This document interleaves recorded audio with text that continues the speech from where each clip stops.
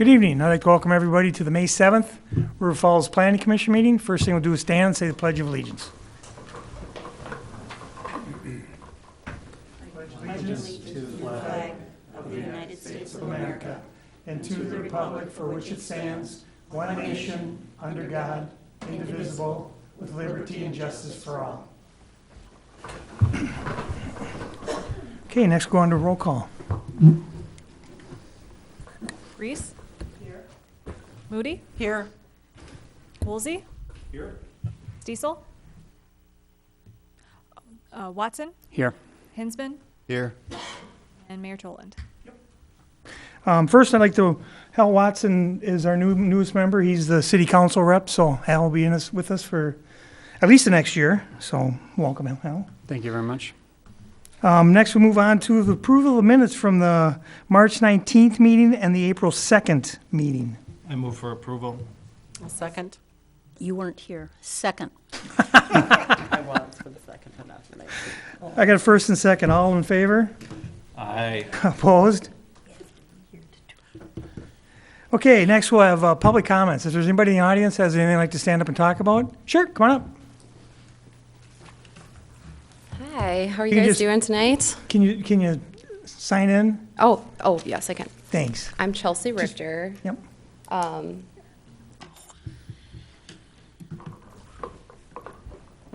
in back there, so I was like, oh, I'm good. Just kidding.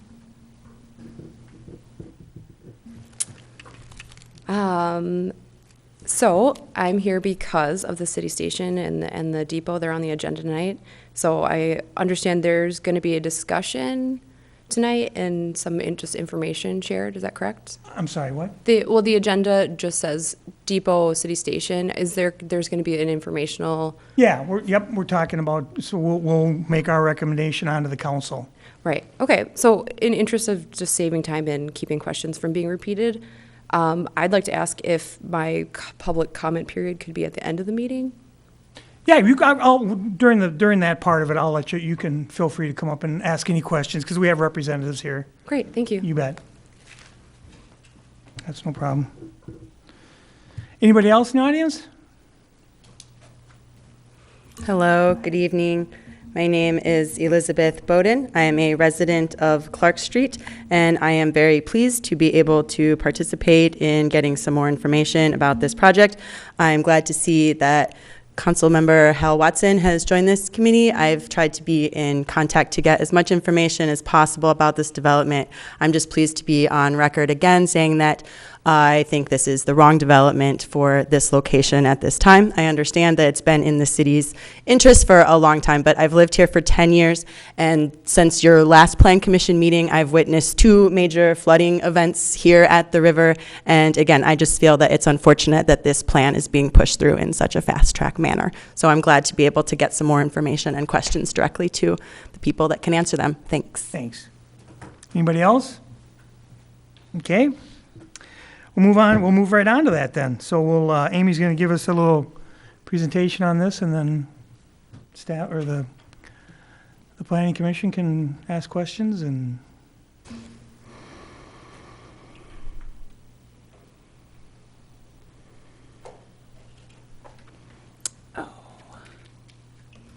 We can get the presentation up. Good evening, Mayor and Plan Commission, and welcome Mr. Watson to your first meeting.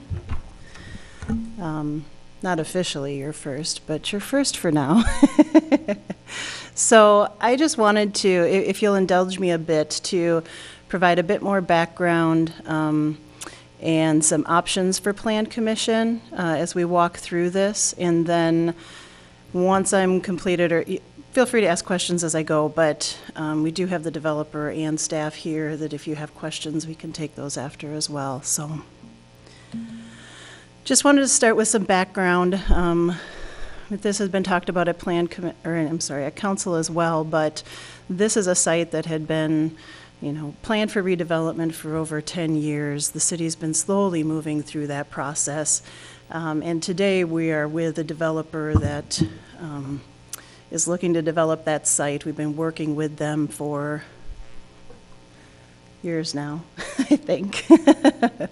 And part of the process that we've been going through, so we've had the right-of-way vacation, the rezoning, the general development plan so if you recall, that's really the concepts of the project. So what the project is going to be, is it residential, is it commercial? What does the site plan potentially look like?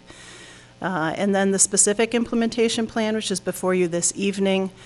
Simultaneously, we have the development review process that is going through as well, right along with the special implementation plan, which really gets into the details of the project and how it meets code and the city's purpose, right?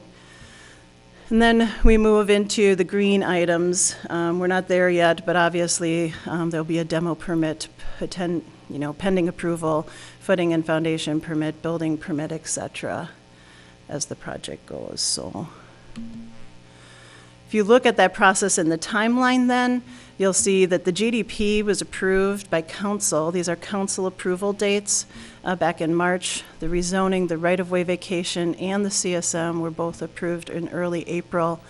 And again, we're in the development review and the special implementation plan process right now. So I just wanted to bring up some of the changes that have happened since you saw the general development plan to the specific implementation plan, and some items too that staff are working on that you haven't seen yet. So if we can look at the left side of the screen and just take a look at some recent modifications. The amphitheater, if you've taken a look at the plans, and if you'll bear with me here, I'm going to kind of jump between slides. So down in the right-hand corner, and I'm not sure if I bring this over, can you see the cursor there? So this was an amphitheater that was proposed by the developer, I believe in conjunction with staff, trying to utilize some of that retaining wall area that was established when the trail went in. Since that time, staff has taken a look at the developer's proposal and decided that's probably not the most functional space from a maintenance perspective. So that, staff and the developer have agreed upon already that that's going to be removed. So it is still in the plan that you're seeing today, but staff had a meeting with the developer last week and had that discussion. So that's just an update for you. Sidewalk modification. Again, this is another one that you're not necessarily seeing as a change from the GDP to the SIP, but staff is again working with the developer. So we've been asking for the sidewalk to come straight down and connect here, as we know that there's lots of pedestrians that take this route straight up Clark Street. And then also to have the connection come across to the east here and connect to the river trail. So that is again a modification that staff is working with the developer on at this time. The depot architectural elements, that was something that Plan Commission brought up, I believe, during the GDP. If not, it was during one of the right-of-way or rezoning discussions. And so the developer responded and provided some architectural elements, and hopefully you've seen these expanded in your handout, but to try to give some sense to the depot that used to be there. So the railroad heritage, et cetera. That, I think, was the discussion, and the developer responded with some of those options. And then lastly, a landscaping plan was provided. Hopefully you had a chance to look at that. It's a robust landscaping plan that is really going to green up that space much more than you see today. So if we switch to the right side, these are the items that staff believes is what Plan Commission is looking at for policy considerations tonight. These are shifts in the plan from its original proposal, and we'll take them one at a time. So the ground level expression, we can go down to the west elevation. So this has specifically to do with the elevation along Clark Street. And initially, when we worked with the developer, they were talking about the building being lower than it's proposed in these plans, so that at the corner of Clark, those would maybe be some garden-style apartments that would be lower, and as you moved south along Clark Street, those entrances would be at grade from Clark Street potentially. So staff thought at the time that would provide a better pedestrian expression potentially on Clark Street. As the developer started working through their plans, bedrock is higher, I think, than anticipated. So that elevation has popped up a bit. So when, none of these, I believe, and they can correct me if I'm wrong, but none of these will have entrances from Clark Street. So as you move along here, these are decks that will be either at eye level or potentially a little higher. Okay? If you want to come up, Todd, feel free. Good evening, Todd Erickson, engineer for the project. We did take a look at along Clark Street, and we can provide about half the units to access out onto the sidewalk. It's a matter of real estate to get steps down. Okay. So we can definitely do that. So about half of them will have access directly to the sidewalk. So the remainder will just be decks as depicted. So. Okay. Well, good. Good news. How many steps down? At most, it'd be 7 steps. At the okay. very last, last one of them. So to provide that grade transition. So. I think I'm Paul Gerard. I'm one of the developers from La Crosse, Wisconsin. I think I'm sensing, Susan, that your handicapped accessibility was just lost, but please remember the residents do have the opportunity to park at grade in the garage, take the elevator up to the first floor, or gain access to the elevator through the community room that will be located on first floor as well.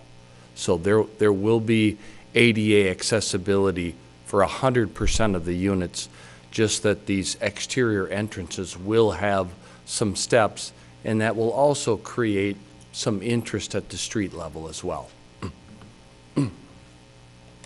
Thank you.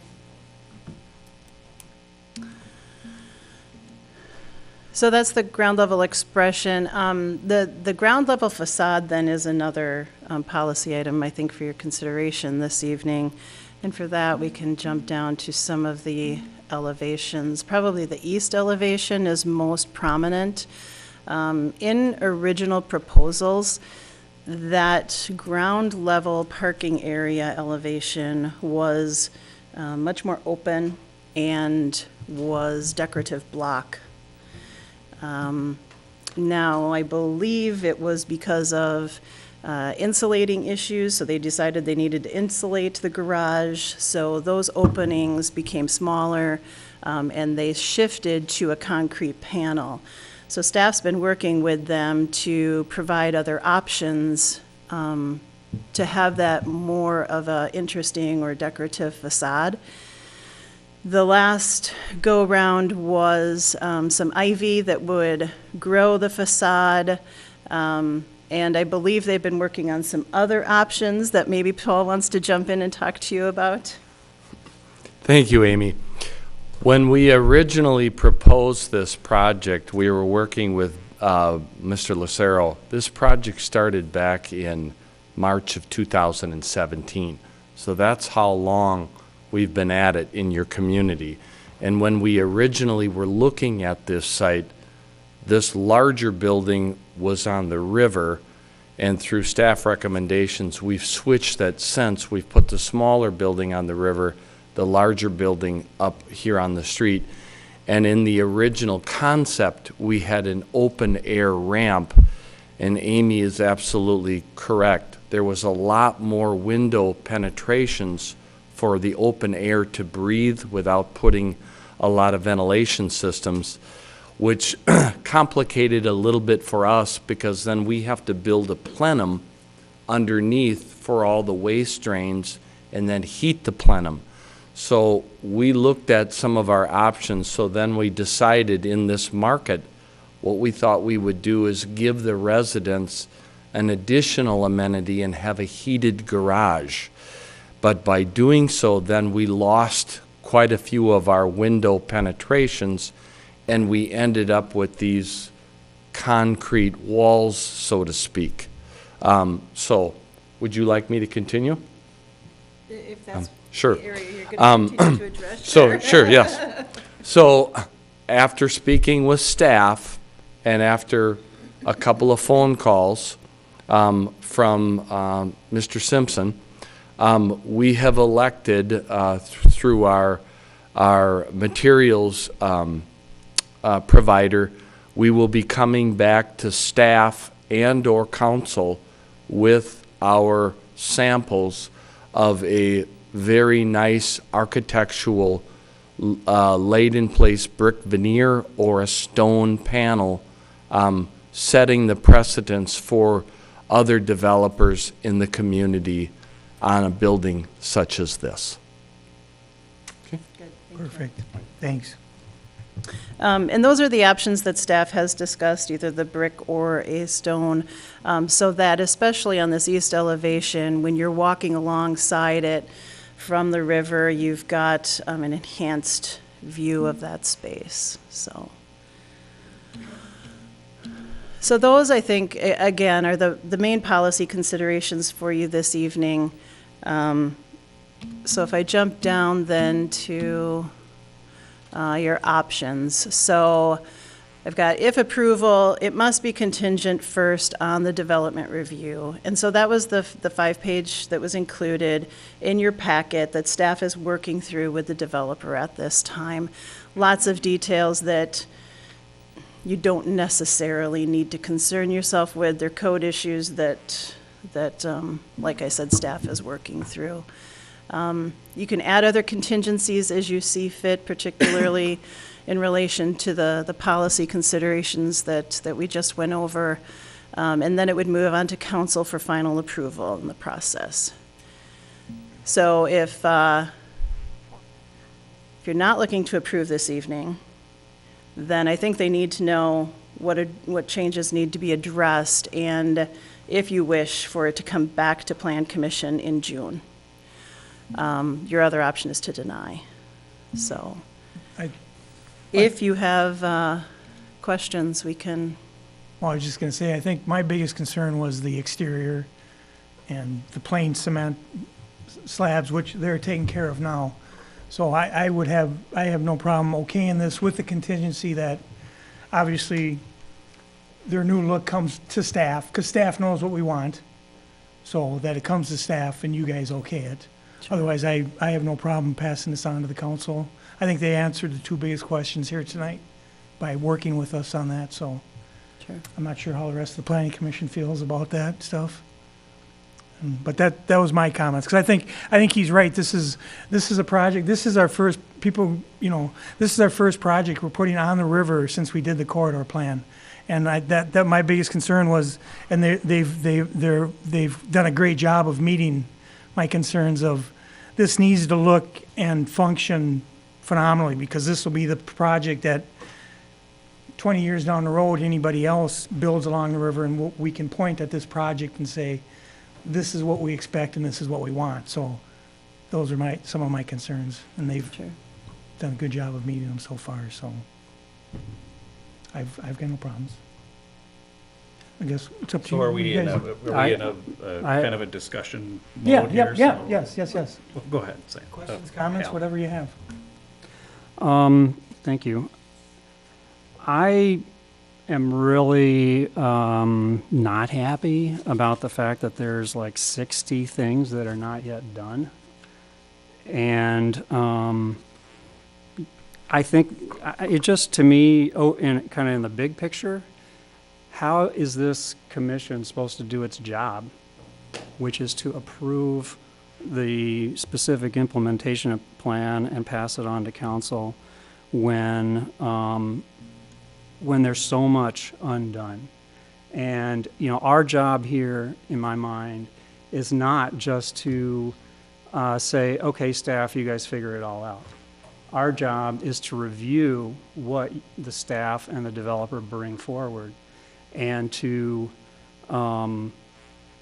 provide our comment and our, you know, if we decide that there should be conditions, we add conditions and we pass them on. But it's very difficult for us to do that when there is a lot of undone things here.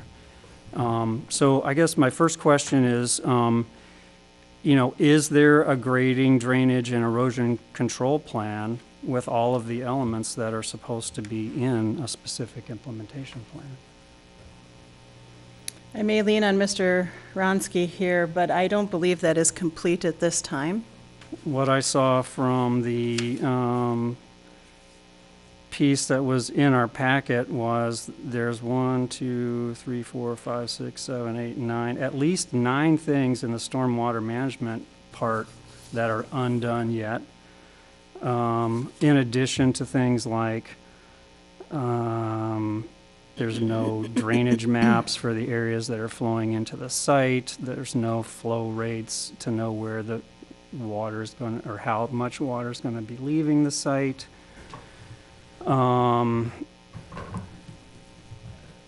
The water quality modeling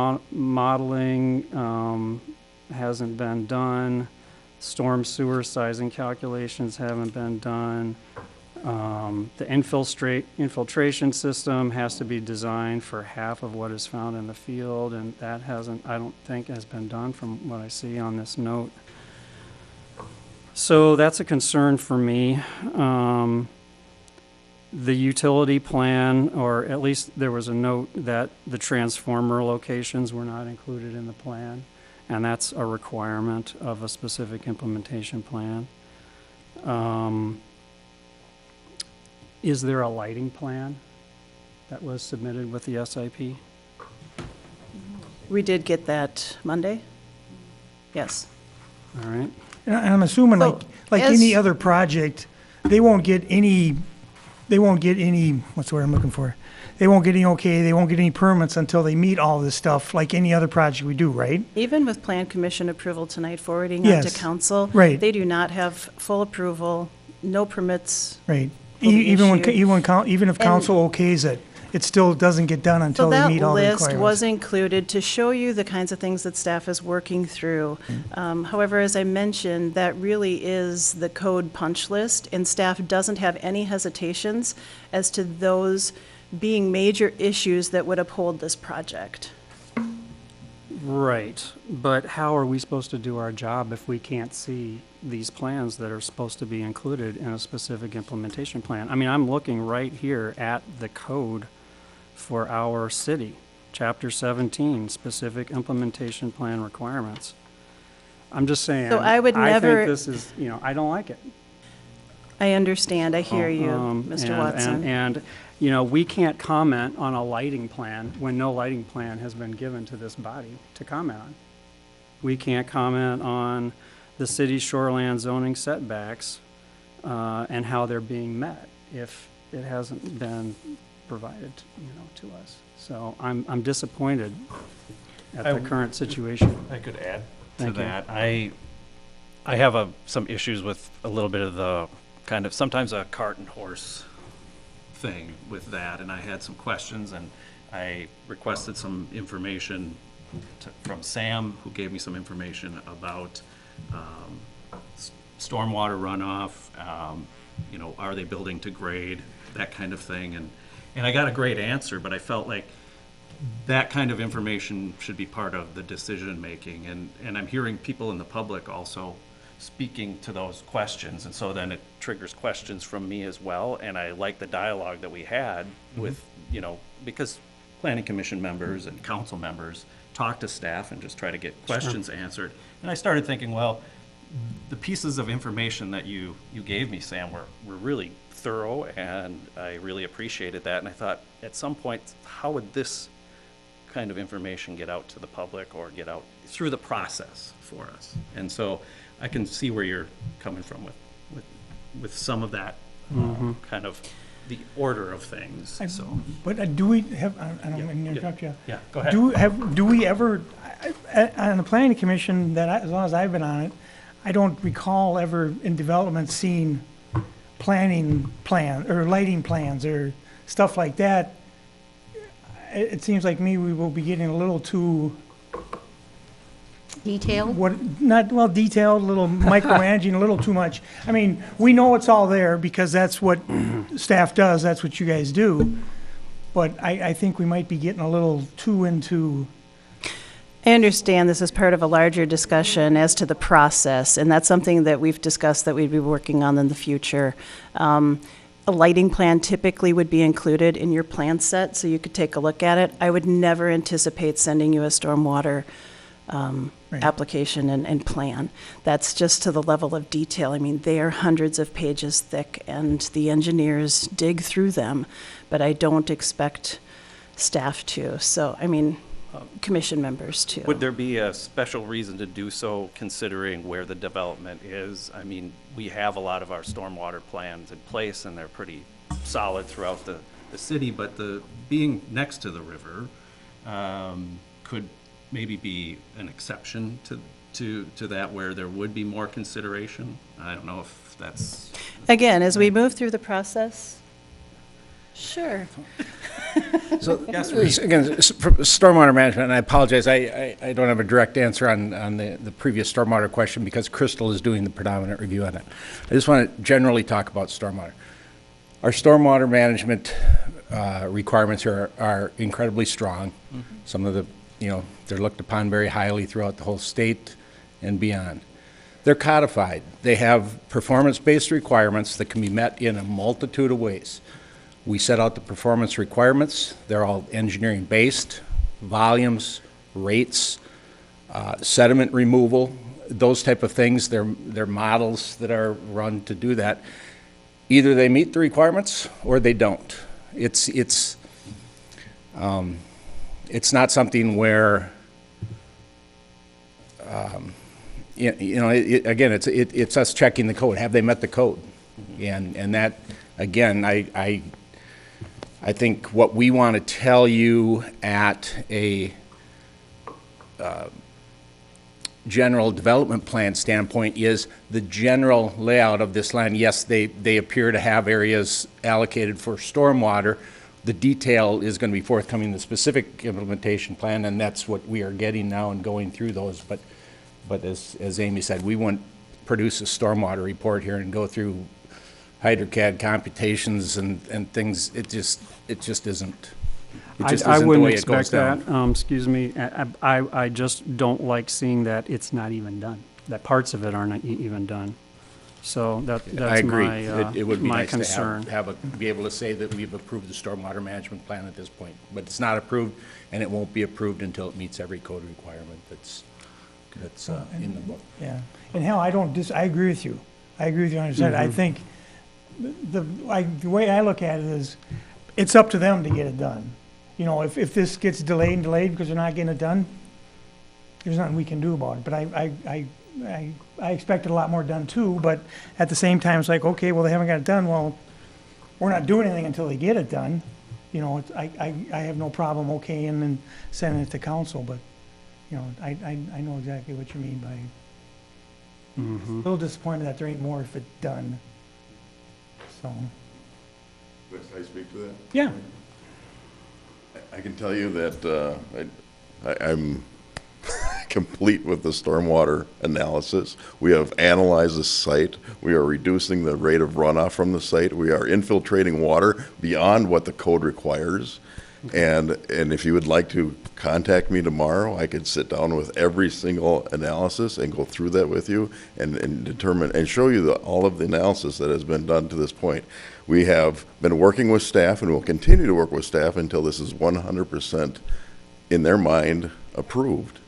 There are many different things that have to go on with this, and there's many different iterations as well. Moving a sidewalk, taking out sidewalk, adding sidewalk changes the stormwater implementation plan and the drainage plan.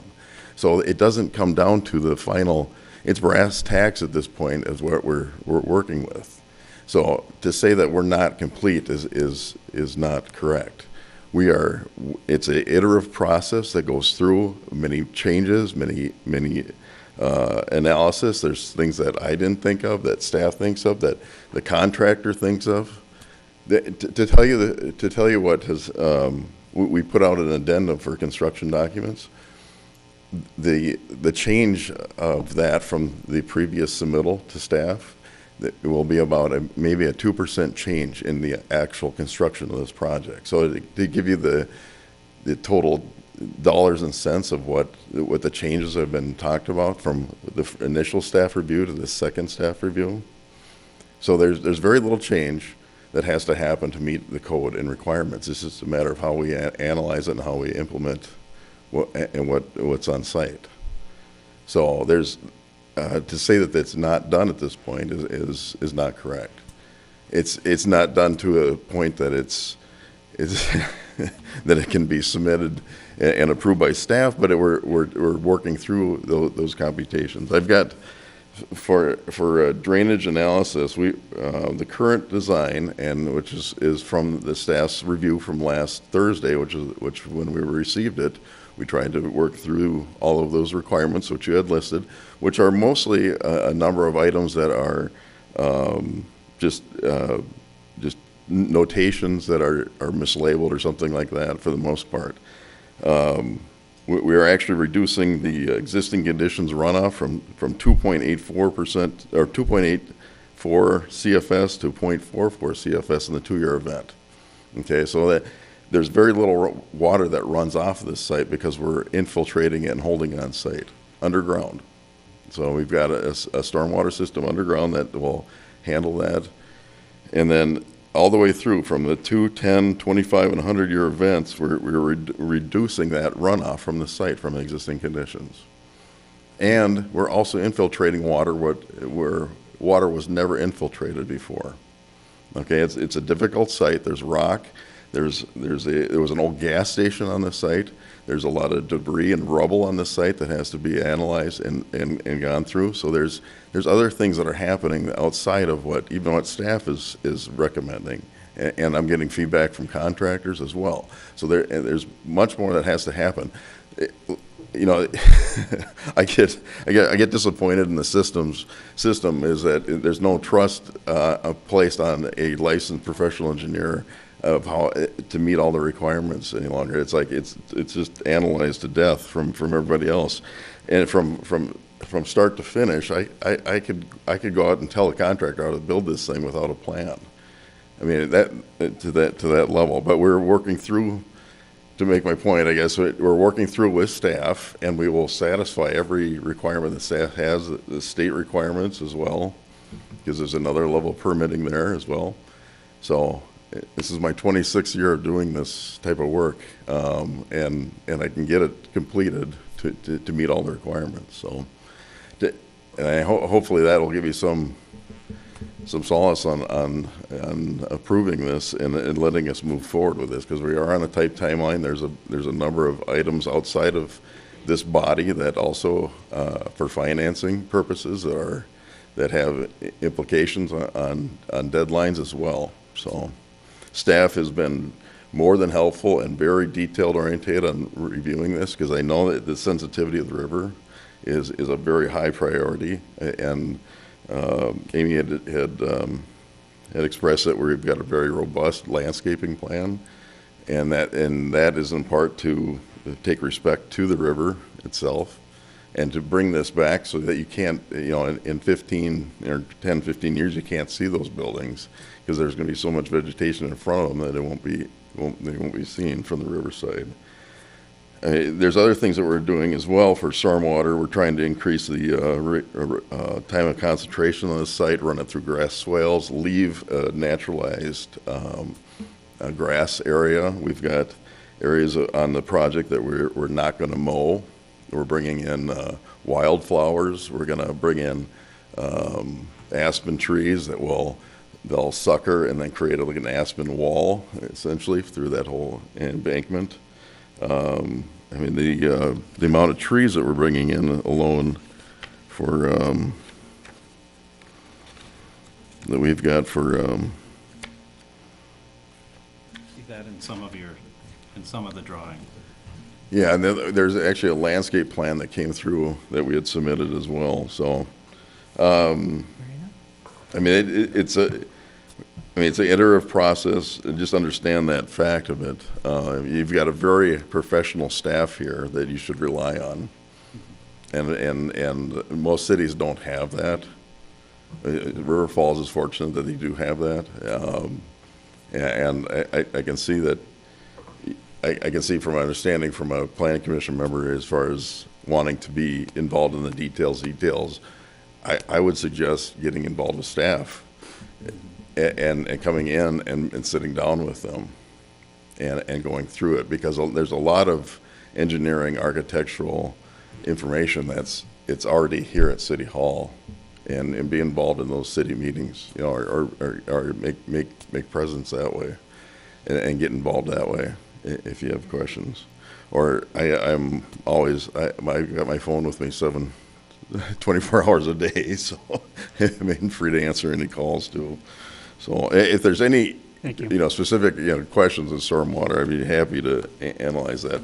But one of the other thing is that we're working together to solve a stormwater sewer problem too as well, and create and set it up for the future with this plan. So there's other things going on that we're trying to implement and make as a partnership with the city and the developer too. So I probably talked too long, but if you got any other questions, So I think a lot of it for me is trying to reconcile some of the things I see in the drawing, because some of these things are mentioned, and then I go back to staff and I've asked the question, and then there are public comments that I'm aware of also, and I'm trying to square all of this up, and maybe that's part of the process, is just getting those questions answered out in the public, because I'm looking at, C9 and C8 of these documents, and it seems like some of these things are addressed, if I'm looking at them correctly, some of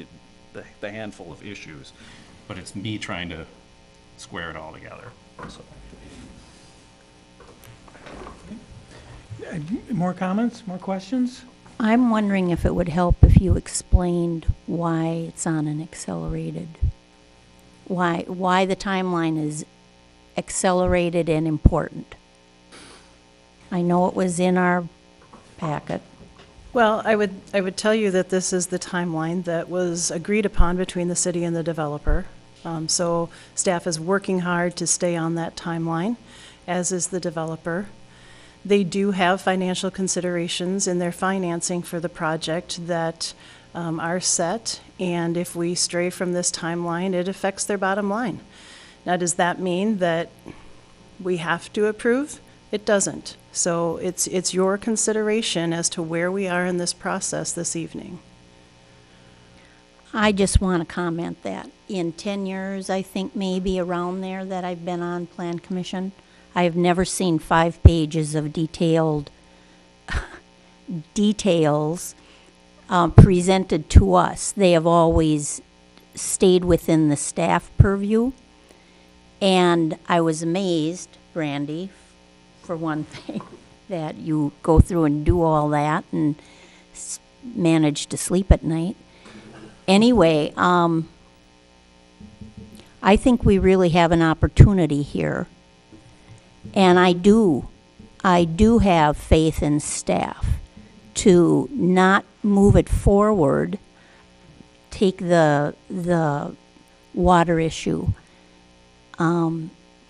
It's important, and they've never made exceptions. The exceptions have always been made in favor of the city. They make it better than the city requires, or to know that the city has a higher standard than most of the state, if not the state. I don't know for sure. But I know they have a very high standard, and they expect all construction to stay within that. And you do too know that, Hal. Yes. And I think you do too. I think we all know that. And I think we have an opportunity here, and we need to have faith in our staff to not blow it. right? And I have some faith in Gerard, though I have more faith in our staff to look out for the city and our best interest. So with that, I'll move that the Plan Commission, with the revisions to the SIP as outlined in the enclosed staff memo. I think that was the 5 pages. Correct. Once the SIP has been revised to the satisfaction of staff, it may be placed on the City Council agenda with a positive recommendation from the Plan Commission. I think we'll pass it on to the council, knowing that it's not gonna be done when it gets to council next week. But that'll be part of our condition to them, which they will do the same thing. If we have a second, we can discuss it some more. We got all sorts of time. Second, and point of order, at what point does the public get to speak on this? I know we have I'm gonna audience members. I'll have them come up and talk too. Okay, They asked if we got could do first it and a at the second. end, Yep, you know? Yep, okay, Yep. okay. Yep. And so I have second. okay. So first we'll have council, or planning commissioner, any more comments and questions, and I'll have anybody in the audience. No, not me. I do have a couple more comments, and Yeah, go ahead. That's thanks what for we're here indulging me. So I understand where you all are at as a developer, and I do appreciate the engineer, sir, for the explanation and the comments that you gave. And I know you guys are working hard on this, so I don't have. I believe that you are working together to make, to make good on, the long list of things that are left undone in this specific implementation plan. I just personally don't believe that I can support it because, given the level of number of things that are left undone and the fact that, it just, to me, it doesn't make sense the way this thing is going. So I hope that a whole lot more is done before this gets to city council. I'll leave it at that. Okay. Anybody else? I just have to say, I appreciate the comments from commissioners and such. And looking at this list of 60 items, as Hal pointed out, there are things on there as a commissioner, simple things. Notes 1 and 3 are redundant, please revise. I mean, that's not something that I'm going to pick out as a commissioner.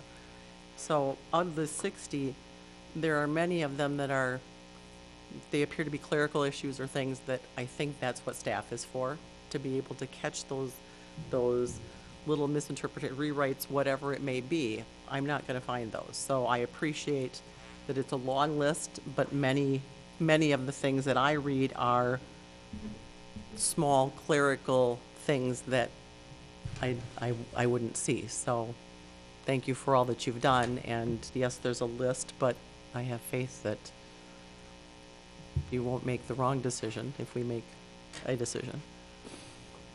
Okay. Anybody else on the commission? Otherwise, Chelsea or Elizabeth, if either one of you want to come up, if you had some questions. We should have enough people here to answer whatever questions you guys will have. Thank you for moving this to the end, because I think it's just more productive this way. And I would just like to say thank you, Mr. Woolsey and Mr. Watson. It's comforting to know that you're asking these questions because they're like super important questions to be asking, and I was a little bit disheartened when it seemed like they weren't going to get brought up. So I'm aware via conversations with other local city planners not in this city that this committee and other city committees have certain legal obligations when deciding on these kinds of projects. And we've addressed that there's also time constraints, which in previous meetings were brought up. I wasn't aware that those time constraints were based on the developer's bottom line. I thought, I was under the impression that it was development time periods that needed to be met based on like state or city requirements. Can you elaborate or briefly describe what obligations and time restraints or this or other committees might have with regard to this project? Well, I think the whole time constraint thing, now this is what I think. You know, the whole time constraint thing doesn't really, it's not a big time constraint on the city. If they're not doing something we don't like, we just don't give them the permits. If they're not getting the stuff done on the list and they're not meeting our requirements, they don't get their permits. So and Amy might have something else to say, but when it comes to time constraints, the city's really under no time constraint. It's more on the developers. If they're losing money because they're not getting stuff done fast enough, that's on them and that's their problem. That's not the city's problem. The city's got nothing to do with that. We'll give them the permits when they get our checklist done and when they do everything they want. Now, that might not answer your question, but I'm not sure. I can Amy? speak to this. Yeah. I have the River Falls ordinance right here, so I'll just read from that, and this may help you. So for specific implementation plan review, the developer will submit their plan, which this developer did on April 11th, I think it was. April 11th. Within 45 days of that filing, the Plan Commission has to vote to forward either an approval, a disapproval, or an approval with conditions. So that would be just this meeting? That would be this meeting. So if we don't do it this meeting and we don't meet in another month, we cannot meet our obligation under the city ordinance to forward that recommendation to the city council.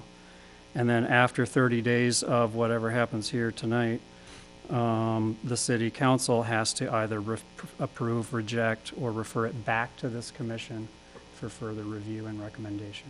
Okay. In other commission meetings, not this one, in city council meetings rather, we were told that funds from this project will be redirected to pay for other river projects or beautification projects.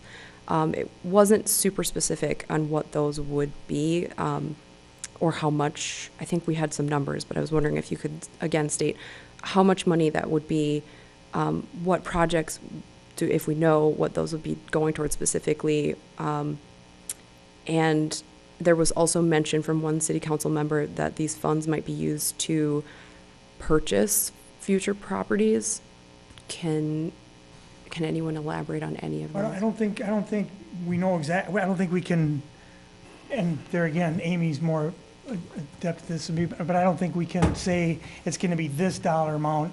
And there's all sorts of projects along the river we can use this money for, whether it's building a new trestle bridge across the railroad blocks that are there, or beautifying something or another.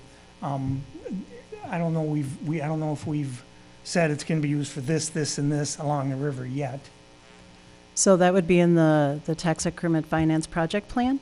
Right. And I have not looked at that document recently, nor do I have it with me. However, the funds that are generated through the TIF on this project can be used for a multitude of infrastructure type projects within the TIF and within a half mile of the TIF. So I can't tell you exactly what that plan says tonight. I can get you that information. If you're interested, I can email it, or we can talk after the meeting. But I believe that's what you're referring to. Right. So is that guaranteed then, that it has to go, that the funds have to go to that?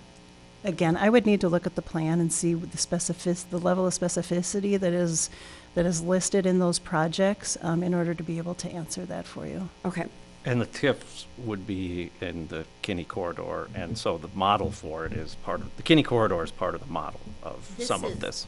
This is a TIF project. Yeah, Yes. right. It's just this So- area, not the whole corridor. No, I think that's just misleading. this area. Yes. But there are other TIFs within the corridor. I'm not sure. Yeah. Yes. There is down Yes, by. there are. Because the way I South look end. at this is just to put in my opinion, the way I look at this is the Kinney Corridor is the model for what we're doing. And this project, if you look at the Kinney Corridor, this project is there and it's zoned residential. And so when I look at that question, it's like I'm hoping in the spirit of what we're doing that those funds would go and stay in that area. So, but that's just where I'm coming from.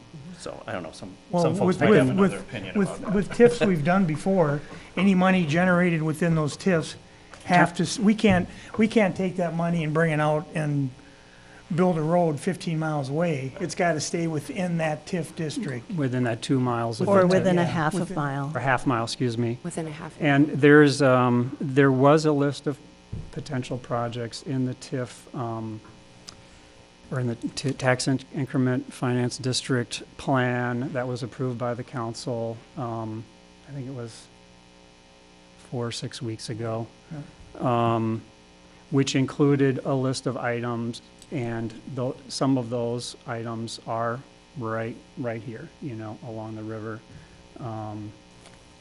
So that's those, and the cost of those items, I think, were kind of laid out, so you could see those and take a look. I'm looking for it on my computer, but I don't know exactly which meeting it was, or I bring it right up. I think I remember what you're talking, I think it was in March. What is the city's role in payment for upgrade of the utilities for this? I'm not sure what our role is. We'll just, as far as I know, there again, I don't know the details of stuff like that. All I know is we'll pay for whatever we have to move that'll benefit the city and not them. You know what I mean? That came out wrong. We'll do whatever we can to help them, but if it's within what they're building, within their lots, they pay for it. So have agreements been made about how amounts of resources? Do we have information about that? So that information would be specified in the developer's agreement that came through council in the last month. Yeah, probably a month ago or two. Okay. And that is, the public has access to that? Yep, that would have been included in the council packet. There's one thing I'd just like to state about our website and the documentation. A lot of things are there. I did notice that when I go back sometimes to get documentation, I got to find some things under some tabs and things like that. But I do want to say this document that I'm looking at here that has addressed some of these issues tonight even is out there. There's, if it's related to a meeting, a lot of these plans, I'm looking at, they're at 56 pages right now, and about 35 of them are related to this project. So just so the public is aware that this documentation is out there, and some of these answers can be found there, maybe not explicitly stated, but we can then follow up with staff. The public can follow up with Yeah. staff about that too. So, or contact the commissioner, Right. and That's we what will we're- relay it to staff, the questions. So, Great. Well, I'm going to continue asking some of the questions. If it hasn't been addressed here tonight, then I'm going to Oh, you keep bet. Go asking ahead. as though.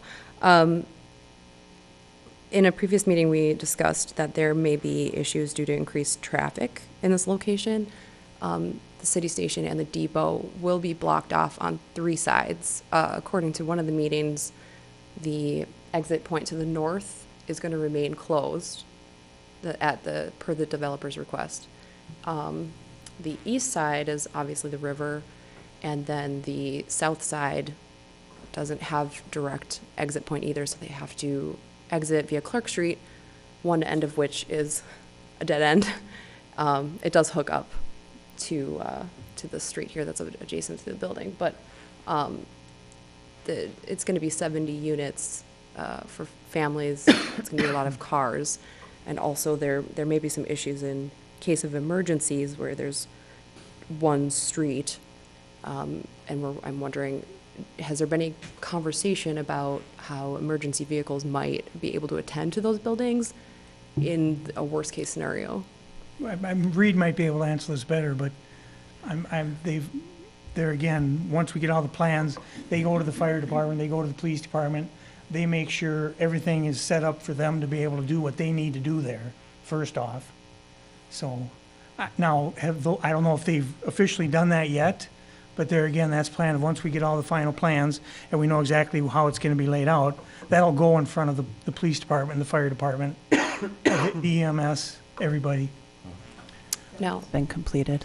It has That been, has okay. been completed. Okay.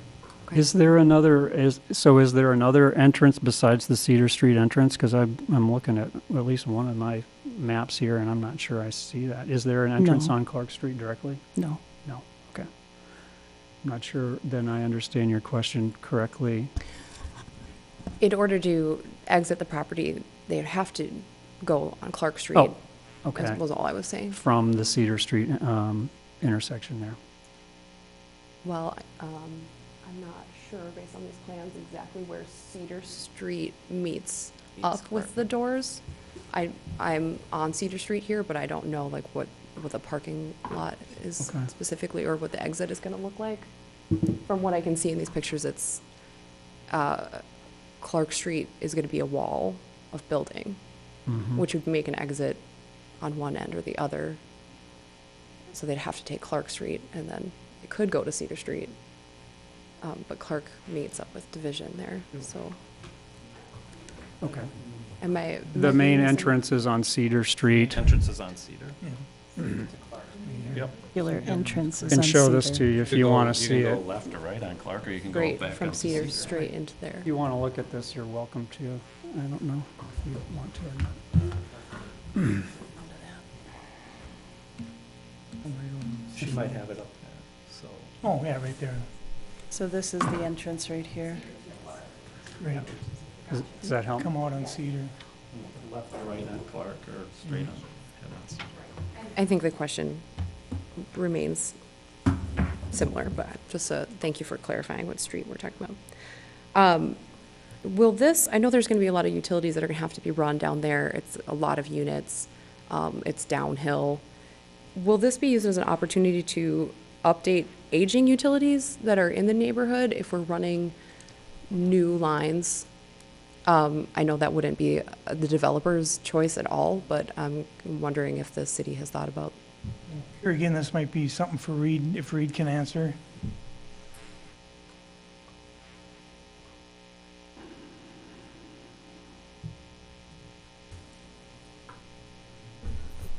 Certainly, there are some utility upgrades happening. We have the North Interceptor sewer out here. Its future is draining more than 50% of the future area of the city. We have a line, I'm pointing the wrong way, just up here that is unfortunately in virtually bone flat. It's a construction line. We've had a plan to fix that. This project offers that opportunity. We were waiting for the building to be removed, the apartment building, and with this new building being set back further from the river than that current building, we're able to cut a corner, shave some distance off, pick up the slope we need to have that sewer function properly.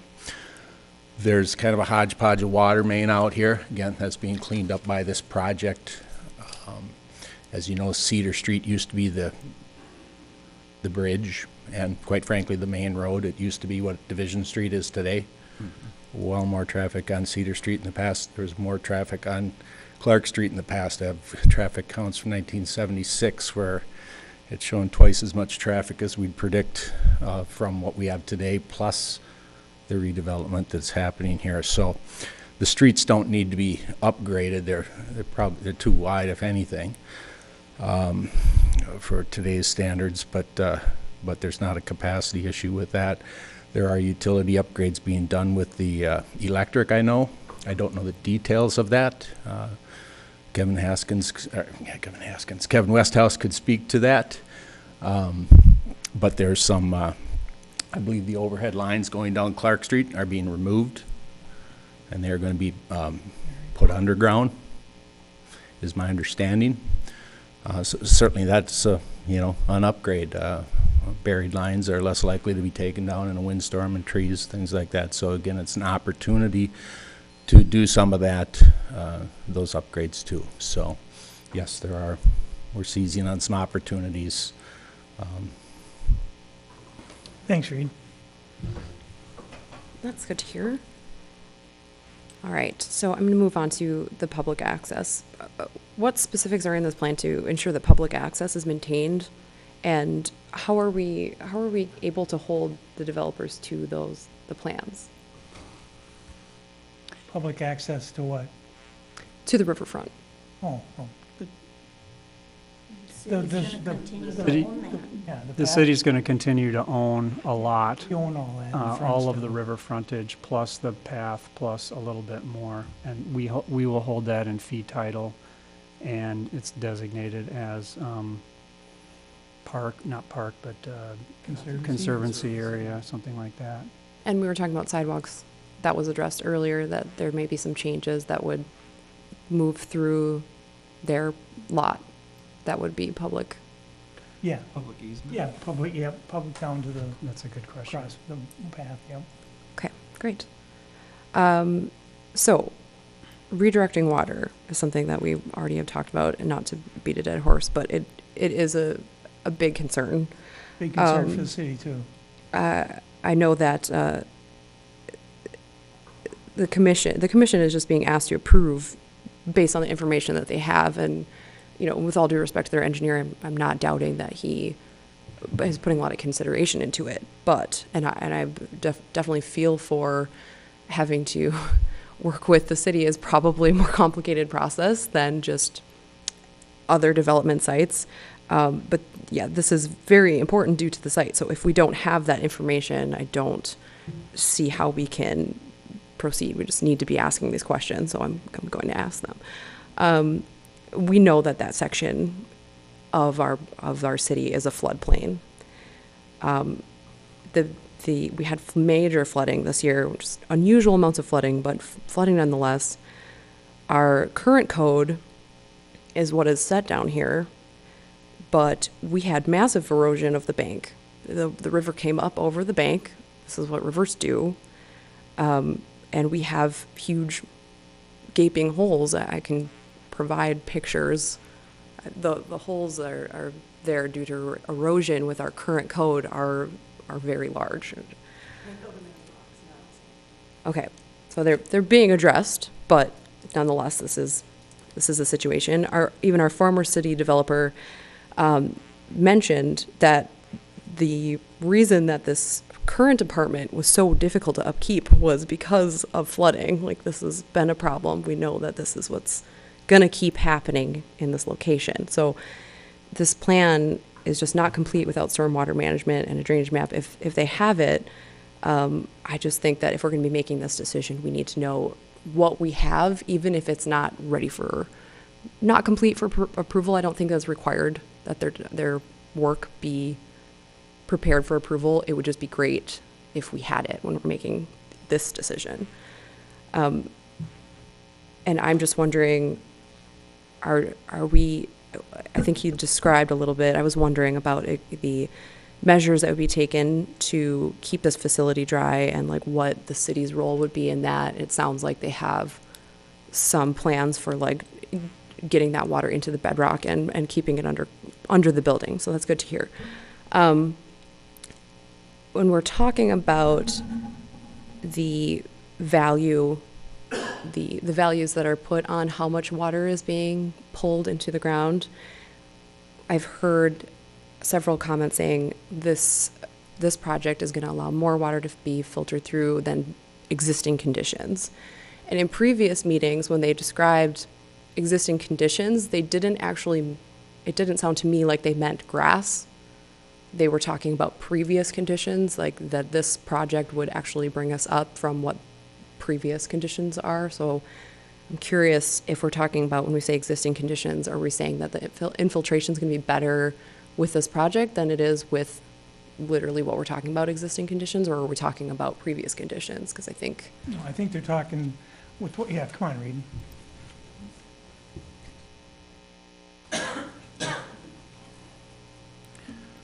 I think at a previous, I think it was a council meeting, I tried to go out of my way to be absolutely clear with regard to that. It is a redevelopment site, okay?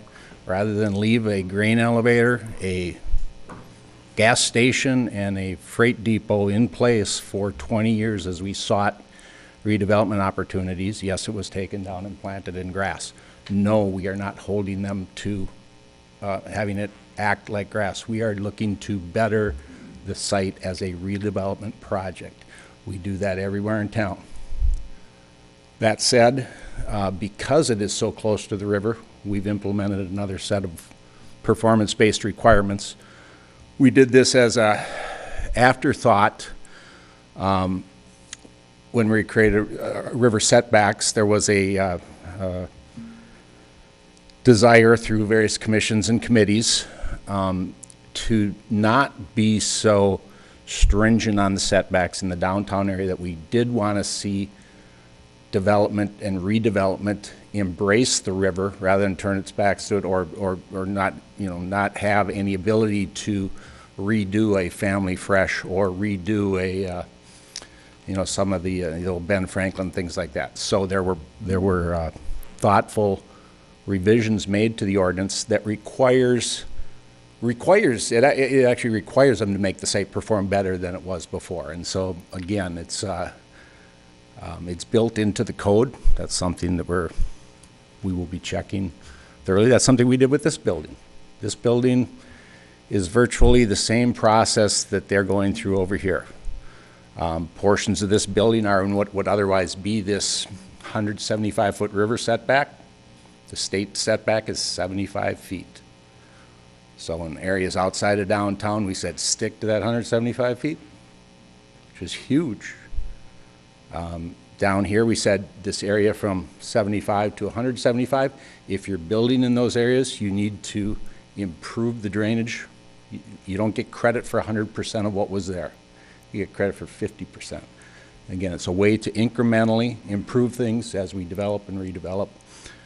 But yes, to be absolutely clear, this site is being considered a redevelopment project, so we look at it as what the 1999, 2000 site that it was the day I came here. A grain elevator, a freight depot, a gas station with a number of pumps, a lot of pavement, and we're looking to improve that. That said, again, we certainly take every opportunity we can when we work with these engineers to say, okay, these are the performance-based requirements. You have to meet these. We're not going to accept anything less. But we stress taking every opportunity you can to go beyond that. And again, it's they've been receptive, I will say. They may not be final. They don't have a approved stormwater permit, but they've been receptive to those prods on doing it better. Thank you for clarifying. So just to, the water conditions will not be better than the existing conditions. They'll be better than what was there. No, they'll be better. And they'll be better. They'll be better than what they are right now. Better and Based on better. how it's engineered, it will be better. Yeah, based on what they're gonna do, it'll be better than it was. I don't. Right? Or did I misunderstand everything I you think told me? we need to be careful about this. We need to understand this. They will not be better than they are today. We ripped down a grain elevator, we ripped down a gas station as part of a redevelopment project. We took 20 years to redevelop it. Our codes look at what was there. If you redevelop a site, we look at how it performs Today. the way it was, and we look at what you want to do, and we look at how it's going to perform in the future. That's the way our code is written. Well, Reed, while you're still up here, is there any danger of their building flooding? The building is well out of the floodplain. And so I guess when we're saying it's, I mean, we've got, the setback is much further than what we have of the current building and the current Yes. buildings that were there. So from that standpoint, it is better. The buildings have been moved further back from the river. And so, okay, thank you. They are, yeah, they at least, the previous buildings didn't even meet the state minimum setback. They were. Well, while you're up here, can you tell me what role will the city be paying in or doing in paying for infrastructure to redirect any water? Will there be any cost to the city, or will it be strictly the developer's responsibility to put in drainage ponds? On their property will be their responsibility. Okay. We just tell them what we want. Right. Okay, I think that answers my next question. So, it was expressed in the city council meetings that some environmental impact assessments have been made, and it sounds like some drainage assessments have been made, and is that true, right? All of are they responsible for providing all of the assessments, or do we have any city assessments that remain to be done? Amy? Yeah, I believe the developer is taking care of that. Hi.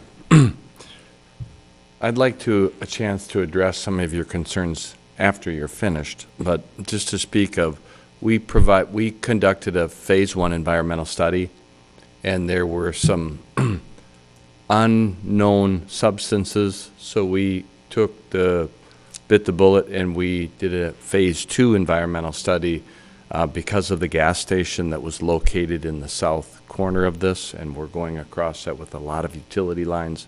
So we're very sensitive to making sure the site's clean. Right? And I'm happy to share those with you.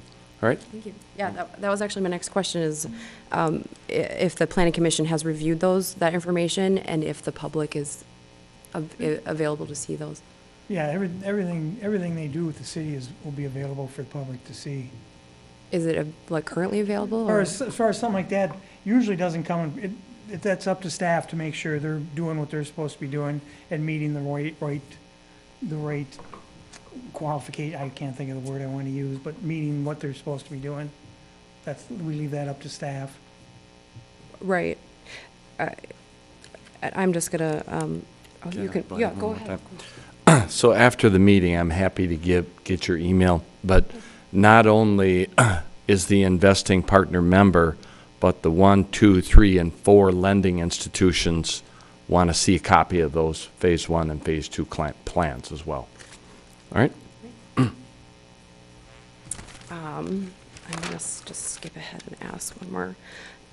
So, just because you just said that statement, the former city director said that he trusts this developer because we've worked with him before, and I think that's good to be maintaining relationships with developers that have been excited about building here, and then also really adhering to our requests and taking our needs that are our specific needs into consideration. And I think it's excellent that but he also told me directly that it's the citizens' job to monitor and ensure that the adherence to the project goals that are set by him and by other city members during the city negotiations with the developer are met.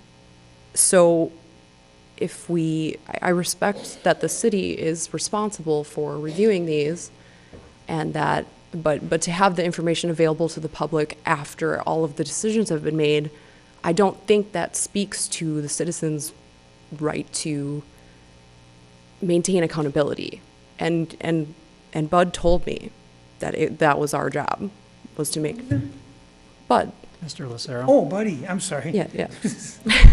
He told me and other members and other concerned citizens after a meeting. Text he was talking about, I don't know if he was talking about he said technical stuff like this, or if he he's talking said that about it was the way it looks, it was our responsibility to be paying attention to those setbacks, paying attention to yes. benches, paying attention to trees, making sure that these things are put in place. And I just think that you need to have, if that is our only role, and that's the role we're afforded, then the information needs to be available. And I think it should be available before votes are made, because how can we, to Mr. Woolsey's point, it's excellent that you're afforded the information, that you can have these discussions, and I'm glad that you both had it available to you and had somebody that was expert enough to answer all those questions for you. And I'm glad that you're considering the people that are asking you questions directly so that you can turn and give that information to them. I used the documentation from the website to form my questions, and I'm hoping that you have seen the same documents that we have, because those are publicly available, and I hope everybody who's coming forward is also looking at those documents, because that's what also informs me. That, in addition to some people's concerns that I've heard through the grapevine. And that's part of the job that I have as a representative, as a citizen representative. Right. So I think we're going through the process. I think this is happening. And it's good that we are doing this, and I appreciate Hal raising his concerns, because it gets all of us thinking about that and making sure that we are informed, so. Can you describe to me, like, what are the consequences should any of this stuff not be met? Do we, like, what is the, if we make requests and the development begins and then something isn't right, what happens at that point? Amy, we can stop it. Right? We can. So there's stipulations in the developer's agreement that protect the city as the development moves forward. And again, they don't get permits until the city is satisfied that they've met all of the requirements. Great. And my last question, because we were talking about there being bedrock, I'm sure they've done soil tests, and they were describing an issue with where the bedrock is and having to adjust the building in order to accommodate that. I'm just wondering, is there potential for the developer's needs to change based on unforeseen problems as we move through the project, as things begin getting built? And what is the city's role in attempting to meet their needs? I mean, I'm noticing here that there's been changes since even the most recent meeting in terms of that bedrock issue, and the wall, and also changes to the parking lot. Because I know Reed mentioned that there was not going to be a parking lot at level, that it was going to be below ground parking. When we brought up questions previously about water runoff, it was stated that there wasn't, that it was going to be green space in the center, and that, so I'm just wondering, as these things change, what is the city's, you know, if it continues to change after we say, okay, we vote on this, what happens? And how does Amy can answer this probably better than me, but I'm assuming we just work for the best outcome we can possibly get.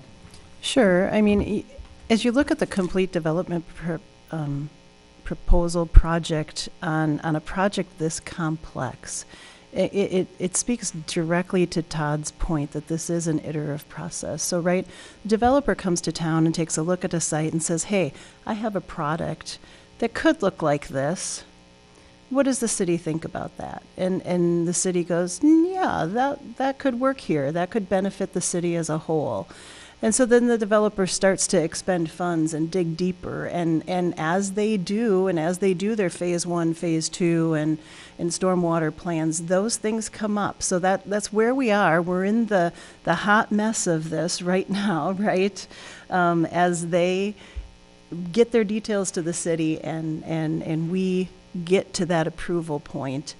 As they move forward, if there are issues that come up, and the potential is there in any project, right? Even if the city is repaving a sidewalk, there's potential for change orders, right? Those are handled through the engineering department, and again, we're continually keeping them to city code and pushing them to ensure that they are doing better for the city if at all possible. Right. So I think it's just especially important, given the sensitivity of the location, that when we're in city council meetings and the public is asking about these problems and is this going to be a for sure thing, it's a little bit, we're being told, well, it's for sure going to be this, it's for sure going to be that, and I feel like we don't know that, and that's a concern to me as a citizen. The plans are not set, and they shouldn't be. It makes sense. It's perfectly logical that they're not set. It's just, okay, well then, why do we have, we shouldn't have people throwing out definites then either, and it should continue to be checked on and asked about through the process, not just saying, yeah, then we're going to have no above ground parking lots. Surprise, we have an above ground parking lot in the plant right there. Well, that's a concern to me. Yeah. No, I understand. Go ahead.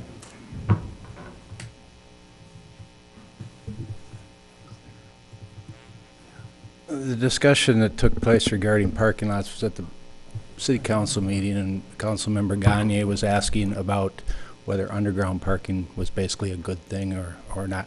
There's never been a site plan that had a green space. Every site plan I've seen here had some guest parking in a circular form, so I don't know what was heard was not what was said. The point was that parking lot. It was 2 buildings, and there was a lot of pointing and saying, this is all going to be green space. I'm sorry to interrupt, but that. I do not recall any conversation to that effect there. The conversation was with regard to underground parking being better than at-grade parking from a stormwater management standpoint, because we get multiple points. So this has been the general layout. Have you seen anything that did not include an entrance to the parking garages? So I don't know. My letter that I received to my home did not include any information to that effect. And the information that was presented on the screen at the previous city council meetings did not have a parking lot there. And it's totally understandable that it not be as specific as I would like, because it just isn't in the plans yet and it doesn't exist. But you can't say this is what it's going to be if it is not certain that that's what it's going to be. And it was asked by a city council member, because we were talking about stormwater runoff and we were talking about warm water going into the river. This was the topic of discussion. This was the preset for the conversation that concluded afterwards. And it was, what are we going to be expecting for warm water coming off of this site?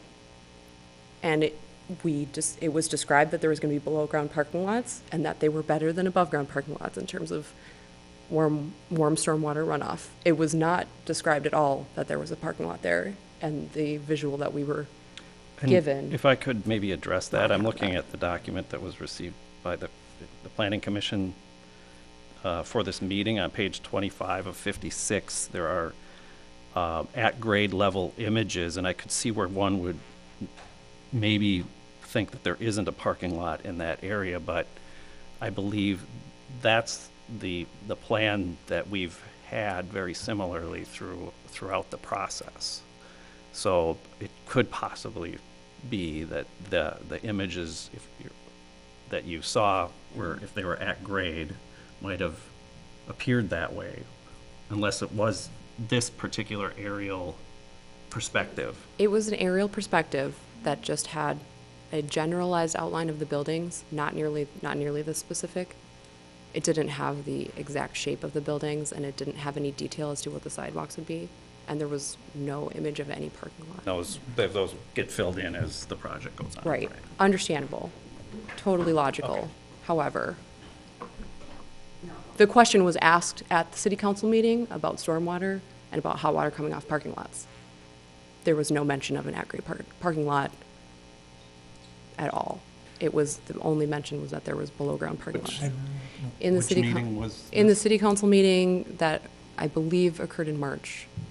Were they asking? April 9th. We were asking about. If there was going to be underground parking? Yes. But they were asking in relation to hot water coming off of parking lots, and if there would be if the hot water coming off parking lots had been addressed, and then it was brought up that they were going to be below ground parking lots, and there was no mention that there was an at-grade parking lot at all. I'm just guessing. But Reed, you can just stay there and shake your head. Will there be any warm water coming off that parking lot going directly into the river? Reed? You just don't have to go up to the... I mean, we have Susan, bricking here to keep hot water from pooling. I'd like to hear what he has. I think I was asked a question. I'll try to answer as best I can. I'm not going to answer a question, will there be any? I have not done a detailed review of the stormwater plan. I understand the general concept. Generally, what will happen here is that all runoff from the site will have an opportunity to infiltrate. There's a big infiltration chamber. That is where we direct the water. That is how we cool down water, is by sending the first flush of water subterranean through gravel beds and infiltration features to cool it using the earth. Rather than in the old days, where we just let it, and rather than in the old site, where that whole bank simply sheet flew down the bank and into the river. So yes, the water will be picked up and it will give it an opportunity to infiltrate. The infiltration rates will meet our stormwater parameters. It will be going off of the previously developed site, and this site will perform better. So that's what we do. We do it all over town. I'm going to wrap up here because I know it's getting long. I just have to, my last statement would be just what we know about flooding and about impact and how we've improved things. I'm just wondering, how long are we as a city going to continue to approve development that is this close to the river? I know that that was a decision that was made in order to keep buildings near the river, but is there a plan that we can create that would stop doing this? Because we have code with regard to water management and setbacks, and apparently this plan meets that code. And I know that that code is apparently better than the state, and certainly better than it was 30 years ago or 40 years ago, with all due respect. But we can see very plainly that this is up to code, and it's still flooded, and it's still eroded the bank, and it's still tore up a bunch of stuff. It's clearly not, in my opinion, well, in anyone's opinion, it's not suitable for a Class 1 trout stream, and I want to make sure. I would just like to know if we have any plans to improve that, or if this kind of discussion the in-depth discussion of nitpicking that we have to do every time we put a building down here is, do we need to be putting buildings down here near the river this way? Just in my opinion, with the plan we put together over the last 2 or 3 years now with the river corridor and everything, part of the river corridor is development along the river. You're correct. We ask a lot more than the state does or the federal does. We ask a lot more than DNR does for our developers along the river. Now, that doesn't mean everything's going to be cookie cutter. Every development we do, whether it's along the river or out in the industrial park, every single one of them is took on its own merit. So yes, there'll be a chance for you to come and talk about whatever development there is along the river. We're not just gonna, and it's not like there's gonna be development straight up and down the river. We look at everything we do, make sure it fits our plans, make sure it fits all our regulations and everything. So I think people tend to get a little concerned that, oh gosh, we're doing this now, that means every empty spot on the river, we're gonna be doing that. No, that's not part of the plan. It's not part of the corridor plan, and it's not part of the city's plan. So I think people get a little caught up in that, which is good, because we have a beautiful river, and we want to go out of our way to make sure that river stays that way. So we go out of our way when it comes to a development like this, which is the first one like this since we've done the plan, to make sure everything we do and everything the developer do follows everything we want. And you can ask any developer, whether it's this or anywhere else, they're never happy with us, because we ask and demand a lot more, because we want it to be good. So, no, we probably won't have any rules or regulations that says we're never going to develop on the river, because we've already got a plan in place that says we will have development on the river. But it'll be done in a very Thoughtful. yeah, very thoughtful And process. responsible. In responsible way. Right. Well, and I do hope that continues, but It will. I just want to emphasize again that I do think the work isn't done.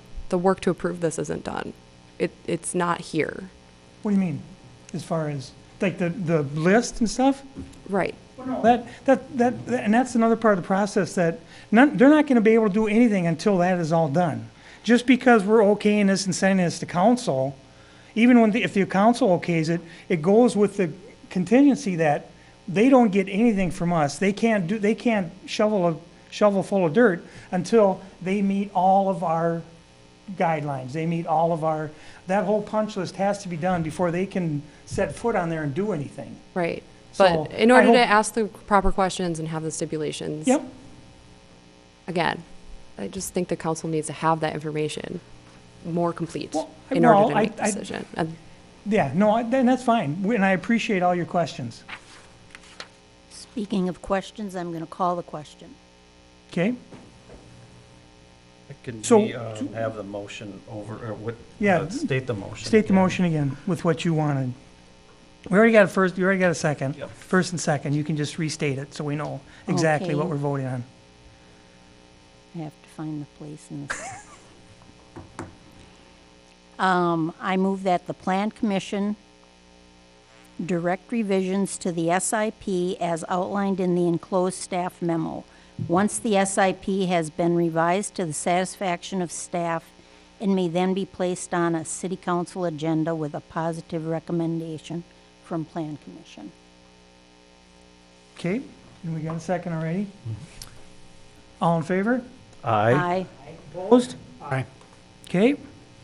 Next, we'll move on to updates and information. First, we have Sam giving us a little update on the trends report.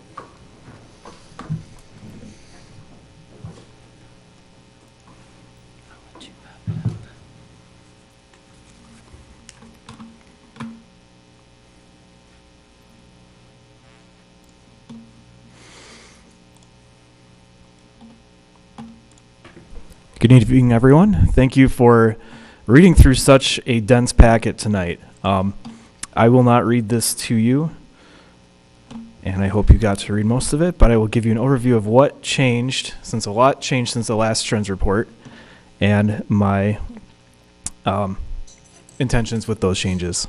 Sorry, I can't talk and click at the same time. Give me a second, please.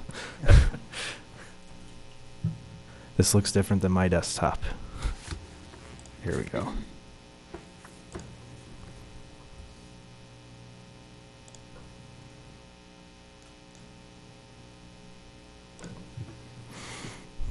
All right, does someone know how to get to full screen? I'm struggling. I don't think we've seen this before, this meeting either. Oh. So it wasn't in the April packet? Okay.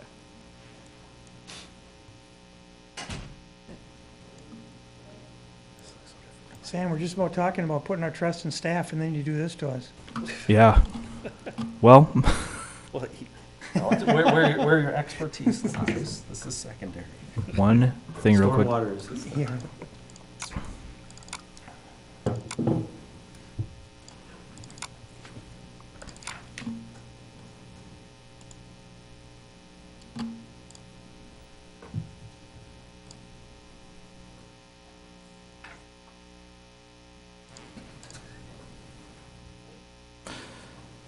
All right, forget it. I was going to try to open with PowerPoint, but this will have to do. I apologize. So basically what we wanted to do with this was make a very wordy document that almost approached a miniature comp plan. Its purpose is to serve the years between comp plan updates, just to give the latest demographic data. You know, our comprehensive plan is from 2005, so the population estimates are completely different. We've been through a recession and recovery since then, so conditions have changed. In the past, interns have done a great job of updating the trends report, but it just gets very wordy. It's not very user-friendly if you're just trying to give somebody a snapshot of what our city's all about, what the conditions are, why they should build here. It was okay. It was good. But there's room for improvement. So I took on the job of rewriting this in a much more concise and graphics-rich format. And I did it collaboratively with economic development. We have our economic development specialist, Carrie Schreiner, who is very helpful. We work closely a lot on RFIs and different marketing strategies for people looking for sites to build in the city that aren't necessarily residential only. So page one, you've got just our basic location map. I know even people in Wisconsin have trouble putting together that we're in Wisconsin, but we're still kind of part of the Twin Cities. So I thought that would be helpful. We've got different calculations of our various boundaries and our extraterritorial jurisdictions. Those are pretty straightforward. One of the biggest changes was, in order to clean up the appearance and avoid page after page of citations, was to just kind of do an overall about the data section that describes where these sources come from. Most of them come from the census. Since writing this, I've heard rumors that Census Fact Finder might be going away. I haven't been able to find that through my research, but if that's the case, then this handout will become that much more valuable so people don't have to look up all these facts and figures.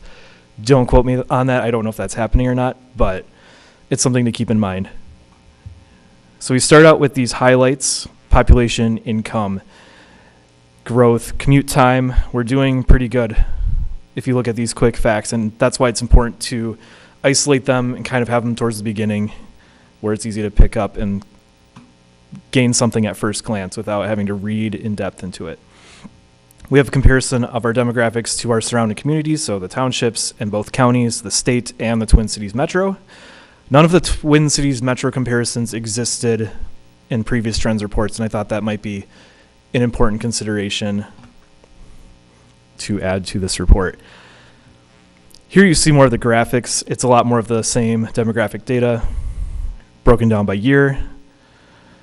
You got projections that come from the state as well. And now moving on to employment, different facts and figures. Again, pretty easy to figure out when you read through it. I'm not going to read it in detail. And then this is a new feature too. It's a radius map that basically gives, on the next page,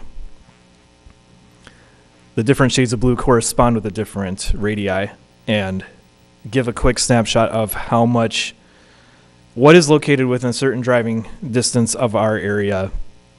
And this is useful for a lot of companies looking where to locate stuff. A lot of this, I got ideas from Marathon County and the city of Wausau. I have a very extensive report that a consultant did. I didn't plagiarize it or copy it or make it as lengthy as that one, but there were some useful categories of data that I thought would be a good idea to include on here. Here we have different populations of the nearest metro areas and their driving distance as well. And now we've got percent of total employment in each sector.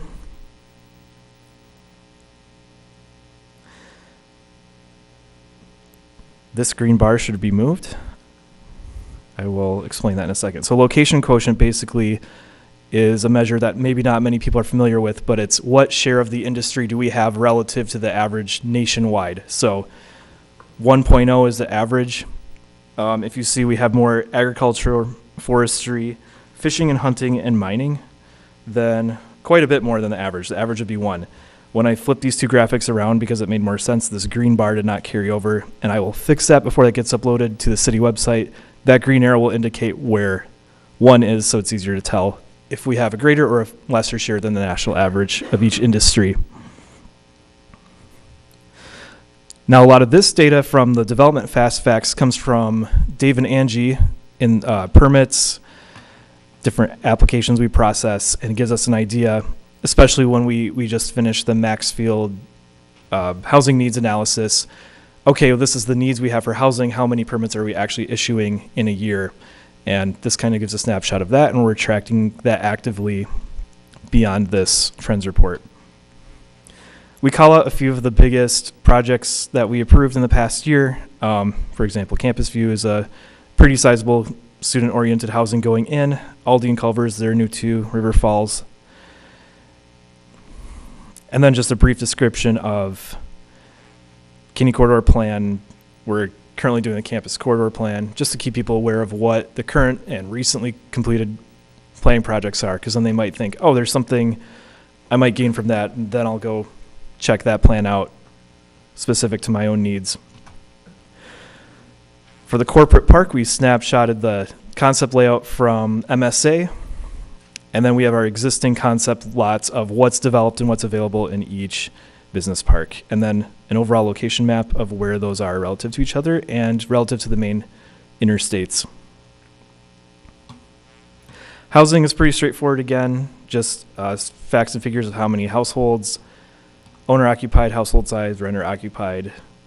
Here's the occupied value. It gives you a breakdown of how much of each price range we can expect to find.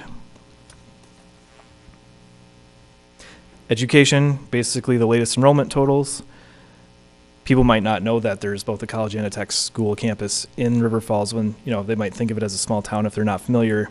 So it's important to capitalize on these resources that we have. A lot of this is carried over from the previous reports. It's just downsized, a lot more straightforward text, less wordiness, more taking lengthy descriptions and just putting them into tables. And finally, we have internet providers, solid waste, city media, natural gas provider, utilities, Water and wastewater tells you the capacities and the average and maximum minimums for like the wastewater treatment plant. Facts and figures regarding our emergency services, our staff personnel. One thing Mayor Tolan pointed out was this figure right here. I might change the wording of 230 trained community members. We do not have 230 full-time equivalent staff working EMS. This was a figure I pulled from some work that Mary Zimmerman was doing that basically was how many people have we reached through all the EMS trainings that occurred in a year. And when I pulled that number out and reworded how it came across, I knew what it meant, but if someone were to pick this up, they might think, wow, you have 230 EMTs. That's not the case. So I'm considering updating that too before it gets posted to the website. Commute mode, commute time. That's pretty straightforward as well. Highlighting the grants that Brandy got us for our upcoming bike and ped plan. That'll be a few years down the road yet. And then totals of paved trails, paved paths, roads. And then park acreages, upcoming master plan implementation for our various parks. We're excited about Glen Park in particular right now. We're also calling out stuff like the storm shelter at Hoffman. That was only a few years ago. And then our community designations as well. The library gave me all sorts of additional useful information, basically to see how they're doing and how much work really goes into what they do. And what's useful is because a lot of these categories of data are carried over from previous trends reports, even though this one's much different looking, you can still somewhat hold them next to each other and compare year to year what's going on. Quick snapshot of our city budget, both expenditures and revenues. These were in a recent newsletter. I think it was fall, possibly. But basically, this is a question that comes up. People sometimes don't know what's going where. And then major capital improvement projects. There's a list. Finally, a last page of photography. I think this is more of a personal opinion, but we underestimate the power of visual impact when advertising our community.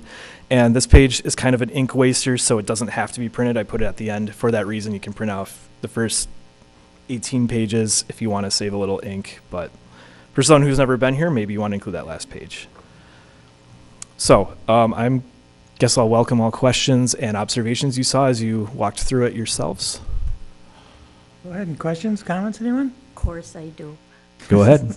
You know, Sam, I kind of like these trends reports, and I loved yours. Thank you. I think a picture's worth 1,000 words, and it was really a pleasure to look through it, and I plan to use it some more. Let's hope I got it right then. Thank you. I agree. Yep. For a very informative document, it was easier to look at, but tons of information that we've gotten in all different forms and over the years.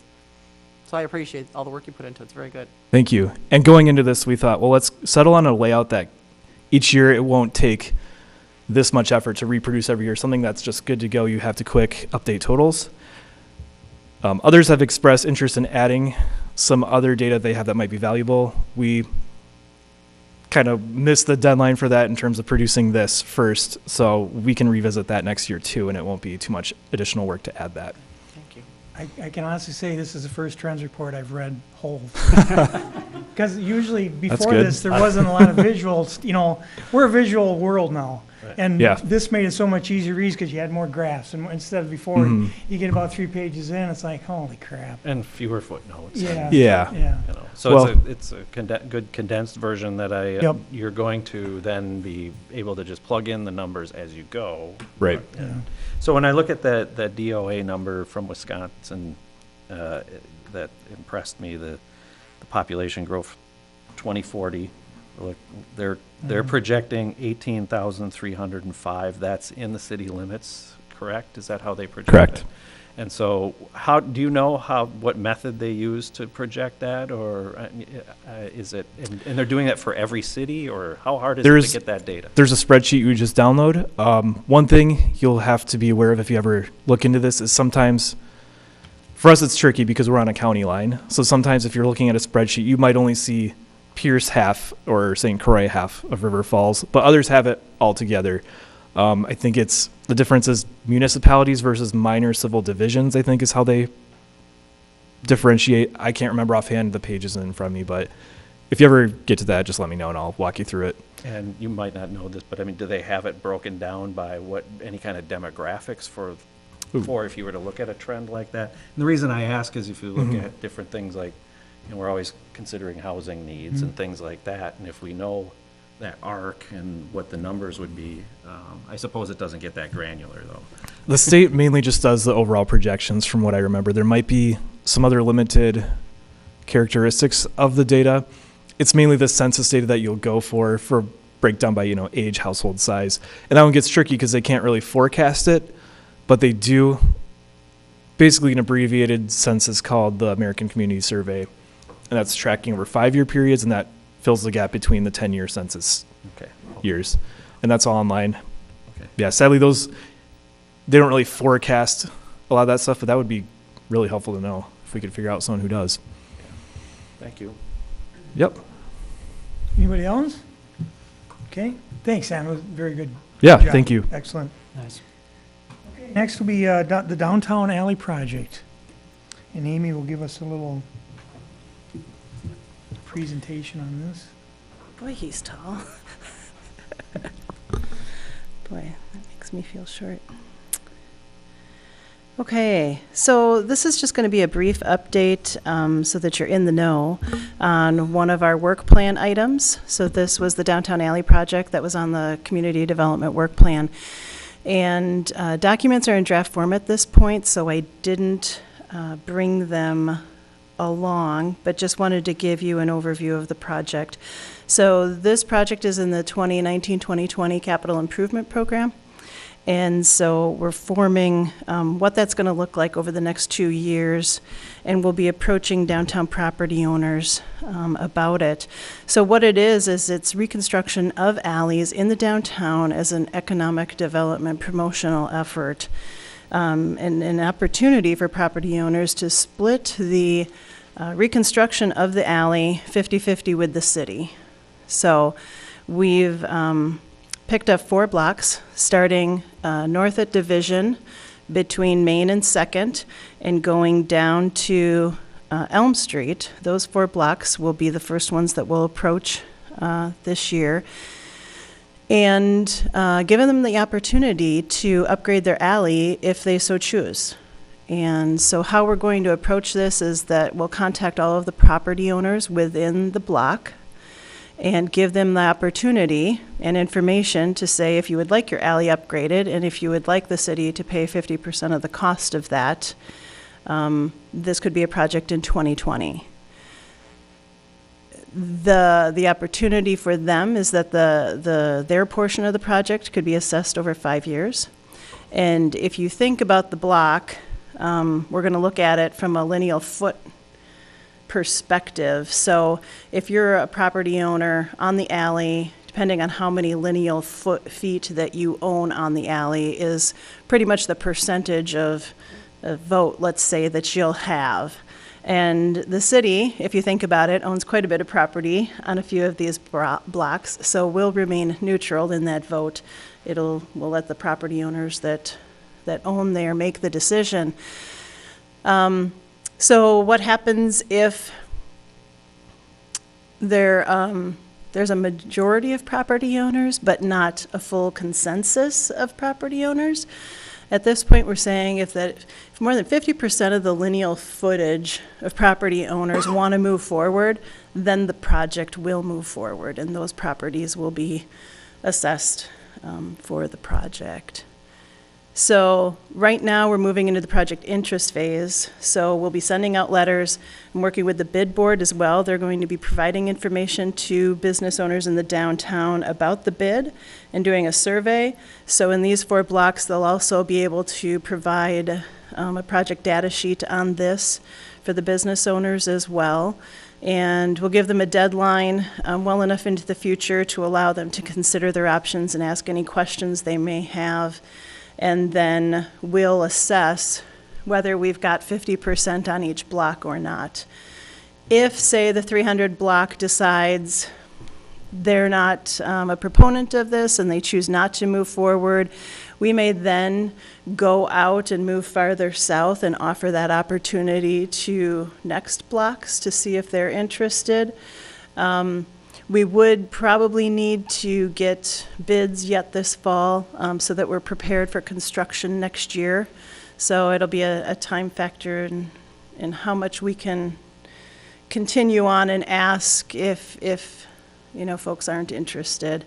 But again, I think it's a pilot project that the council was interested in putting forward to see if there was property owner interest in doing some work in our downtown alleys. So if you have any questions, I'll be happy to answer those for you. What kind of scope of the improvements are we looking at as far as the type of improvement? Like power lines and dumpsters, what do you think? So at this point, it's basic reconstruction.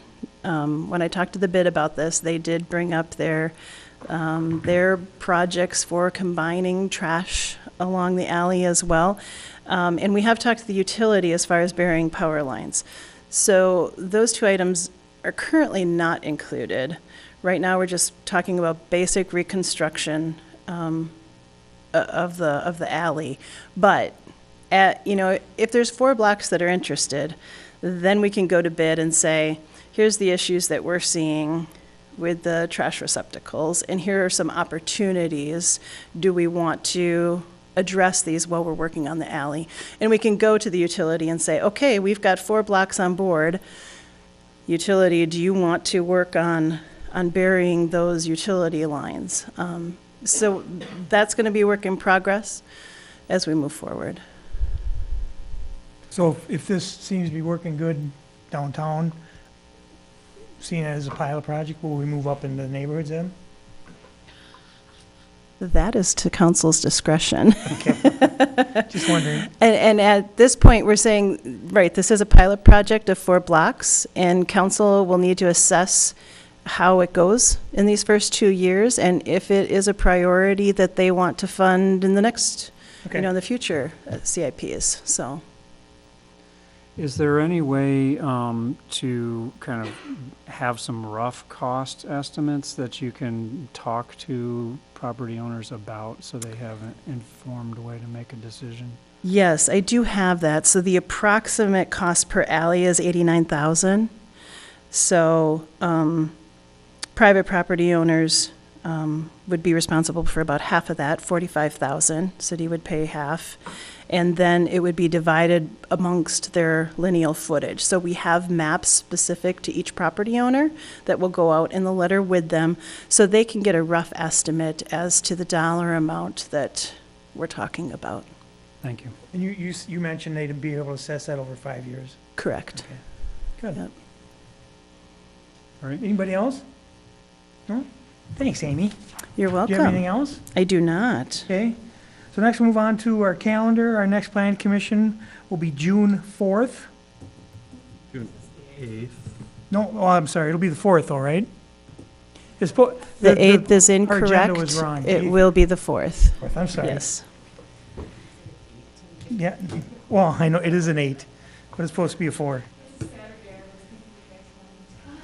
You guys want to keep it on the 8th? No? Okay. So that's it. Move to adjourn. Second. All in favor? Aye. Opposed? We are adjourned.